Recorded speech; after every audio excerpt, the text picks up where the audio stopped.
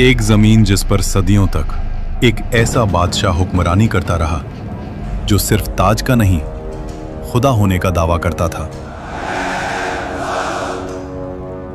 मैं तुम्हारा सबसे बड़ा रब हूं, जिसके लिए लोग जमीन पर नहीं सजदों में चलते रहे।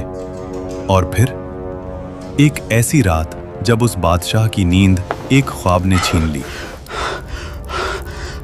और जब मौत उसके सामने आई तो वो पानी की एक बूंद का भी मुकाबला न कर सका।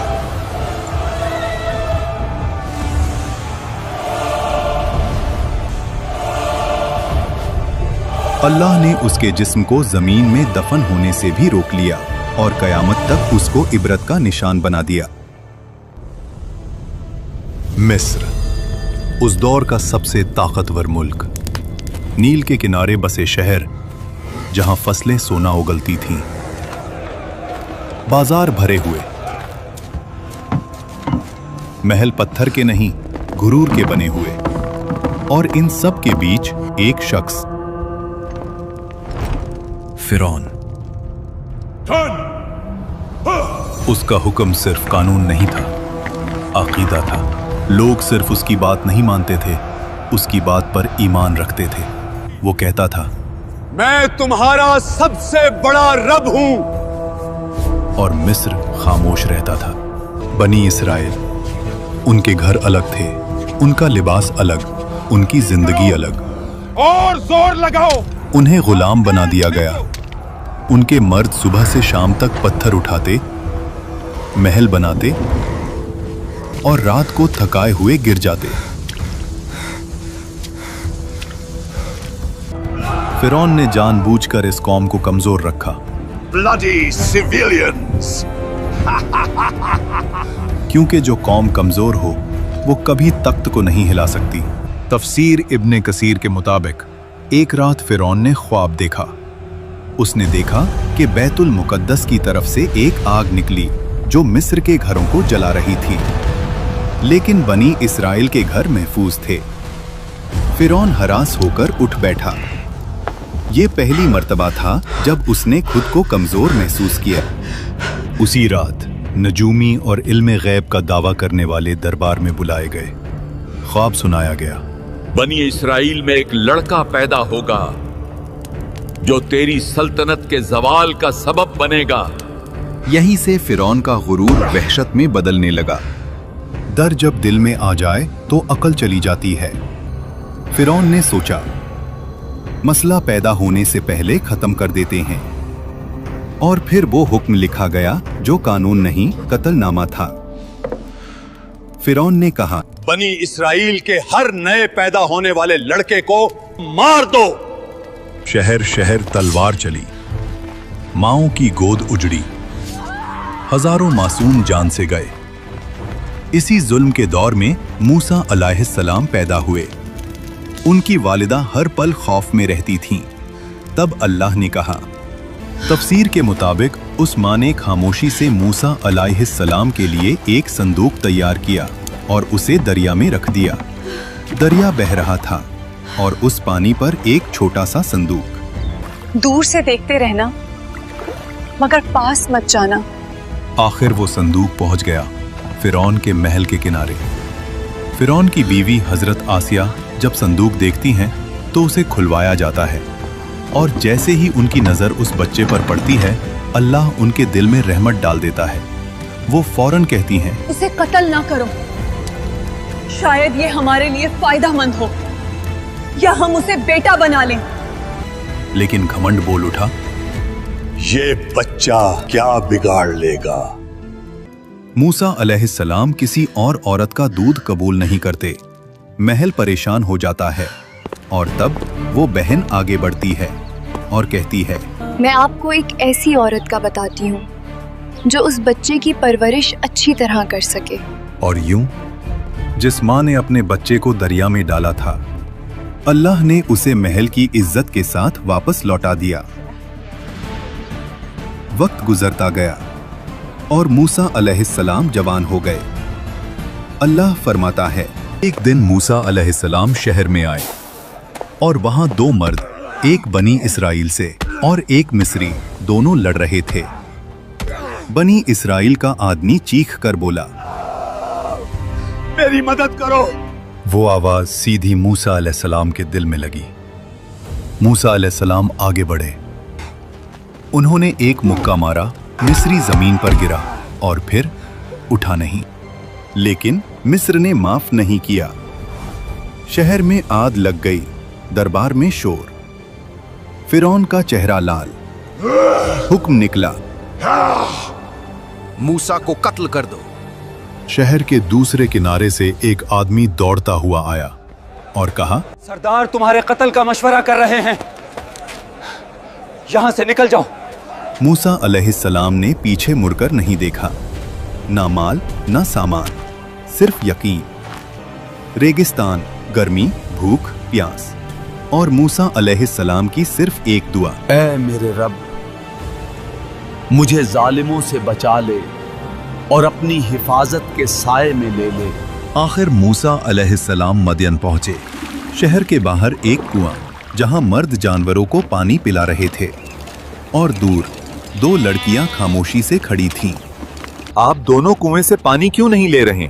उन्होंने कहा, हम इंतजार करते हैं जब तक मर्द चले ना जाएं, और हमारे वालिद बहुत बूढ़े हैं। फिर एक पेड़ के साए में बैठकर कहा, ऐ मेरे रब, जो भी भलाई तू मुझ पर उतारे मैं उसका मोहताज हूँ।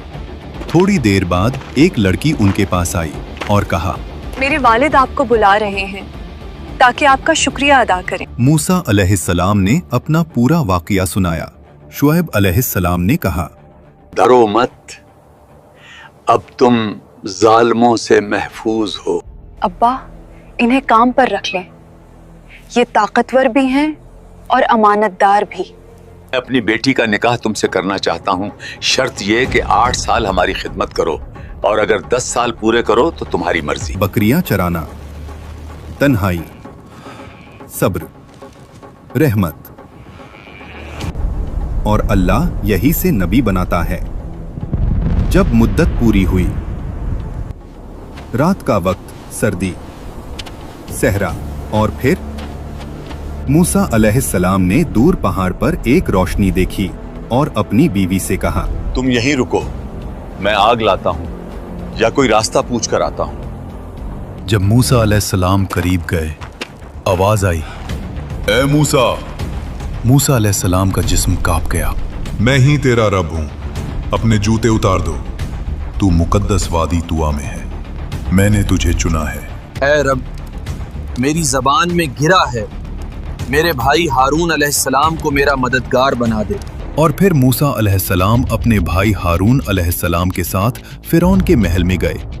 फिरौन उसी वक्त अपनी तकब्बुर भरी मुस्कुराहट के साथ कहता है, तुम्हारा रब कौन है? मूसा अलैहिस्सलाम ने जवाब दिया, मेरा रब वही है जो जिंदगी और मौत देता है। फिरौन ने गुस्से में कहा, तुम हमारे साथ खेल रहे हो, मुझे साबित करो।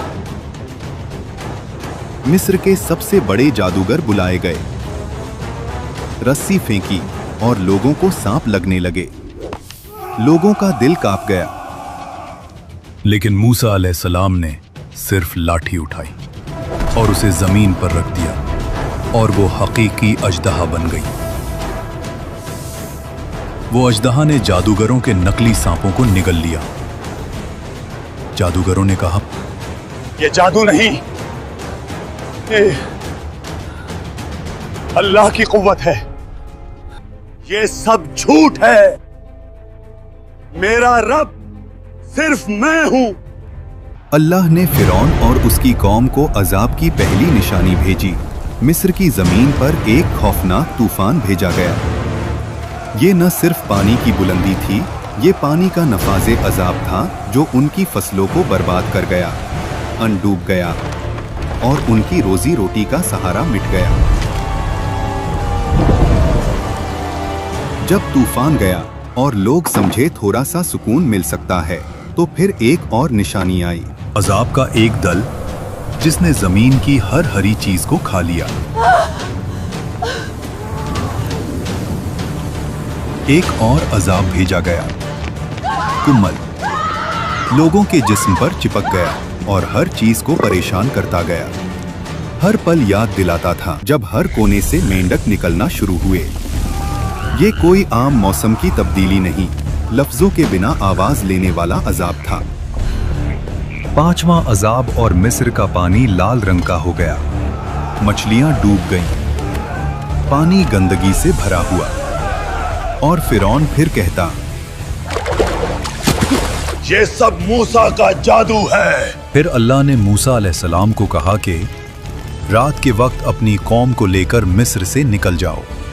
कौम ने खामोशी से अपने घर, अपनी जिंदगी और तकब्बुर से निकलते हुए रास्ता रखा।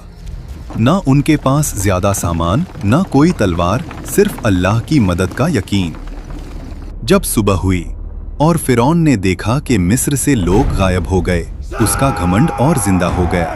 इन्हें हम वापस पकड़ कर लाएंगे और दिखाएंगे कि हम ही ताकतवर हैं। कौम बनी इसराइल मूसा अलैहिस्सलाम के साथ समंदर के किनारे पहुंची। समंदर उनके सामने काफी गहरा नजर आता है। बनी इसराइल के लोग कहते हैं, हम फंस गए।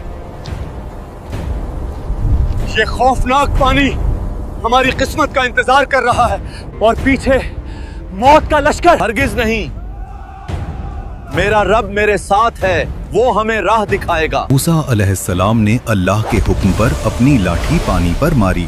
पानी 2 हिस्सों में बंट गया।